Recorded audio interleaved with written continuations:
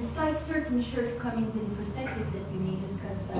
later on, who knows, the personas in Dominat in Paris and London, The Road to Wigan Pier and Homage to Catalonia, had perhaps endowed the author with a slightly blanker slate in order to develop Orwell's sense of the other, which bespeaks a will not to silence the particularly modes in which it expresses itself, the inflections of its voices, and the uncertainty of its outcomes. The rhythm of the reported is punctuated by epiphanic moments of encounter, while fiction by transforming even more so the event into an incident embedded within a series of predetermined actions narrativized into a plot, confirms David Weich's contention that in the novel, however, the extraordinary in the ordinary was harder to handle.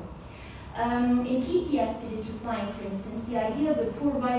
liberator from the constraints of money and society appeals to Gordon, but he's neither interested in a truly alternative way of life, nor in sharing the life of his newly found coevals. The scene where Gordon welcomes a range of characters constituting a microcosm of society into the bookshop where he works at the beginning of the Expedistra is revelatory of his inability to go beyond his own monadic, autarkic self and to listen to the voices of the others, as manifested in narratological terms in what Roger Fowler calls free and direct thought. Finally, if Ferdinand's daughter is also concerned with the other potential modes of living, and if coming up for air also invokes the otherness of a past as we have seen yesterday, the Expedistra is also valuable in the study of the writing of otherness because of the emergence of the figure of Rosemary Waterlow, a character who, unlike Gordon, is able from the beginning to accept the other's radical alterity without trying to change Gordon. The ending of the book is telling because of Gordon's upcoming paternity beyond the other interpretations of the failure of rebellion and the entries into the world of respectability, etc. It's interesting, I think, this scene because in the end of the book, Gordon grasps, when seeing pictures of a fetus, the fundamental humanity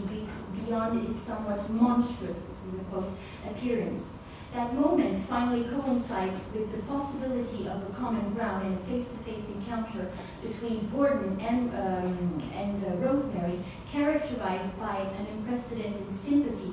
the word is used, despite still an awareness of strangeness and mystery. Those are two words used as well. And Gordon finally stops averting Rosemary's eyes. We have the phrase, his eyes makes hers. As Lévinas puts it, I quote, la relation avec l'avenir, la présence de l'avenir dans le présent semble s'accomplir dans le face-à-face avec autrui. La situation du face-à-face serait l'accomplissement même du temps, l'empiètement du présent sur l'avenir. N'est pas le fait d'un sujet seul, mais la relation intersubjective. Indeed, through his presence, or her presence, the other sets time in motion through the sharing of a presence and perhaps the possibility of a future. Despite inherent differences, what unites these sometimes not so much discomfort, but what unites these often forgotten early works in comparison to the annual form in 1984 is already their ability to reflect both on the frontiers separating people and frontiers separating genres. By wavering between genres, modes, and tones, between the psychological novel, the essay, the anti-colonial pamphlet, by resorting to Orwell's characteristic use of apparently trivial detail, his slightly jarring simile,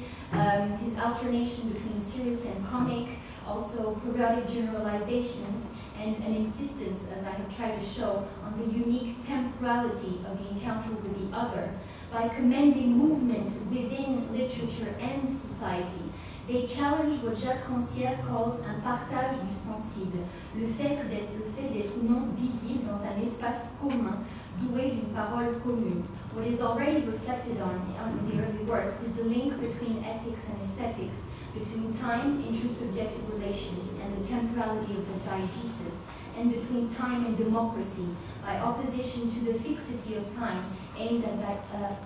by totalitarian systems. As argued by Claude Lefort, I quote, La démocratie se révèle la société historique par excellence, société qui dans sa forme accueille et préserve l'indétermination, en contraste remarquable avec le totalitarisme qui se dessine comme société sans histoire. Finally, I would like to conclude by saying that face-to-face encounters involve the sharing of a presence, its remembrance as a past, and the possibility of a future, while at the same time disturbing synchrony, dérangeant les concordances de la représentation, says Ricoeur, in soi-même comme un autre, in the manner of the praxis and the temporality of literature itself.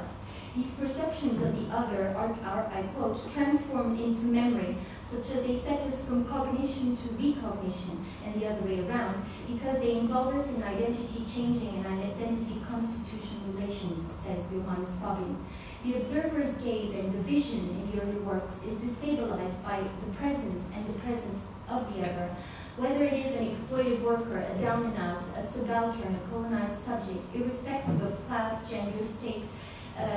and ethnicity, in order to produce what could perhaps be viewed as a post-colonial, an already post-colonial critique of power relationships. By admitting the possibility that the self may be spoken by more than one voice, more than one culture,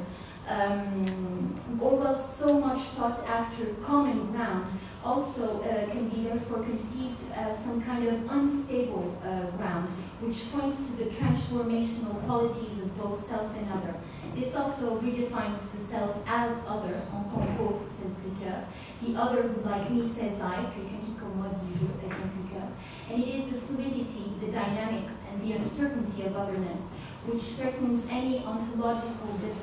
economy of the world, of the self and art, which allows both the self and literature to become open to the description. This is one of the reasons Orwell's work procured the reader such a strong impression of freshness, to use John Martin's expression, by invoking both the self and the other, the here and the then, the now, the here and there, the now and the then, and by turning the constant to and fro movement between self and other, the most fascinating of travels. Orwell's work may offer us constructions of alterity, stagings of encounters, yet they point to, it seems, a world that cannot simply remain an abstraction, further interrelating his ethics and his aesthetics. Thank you very much.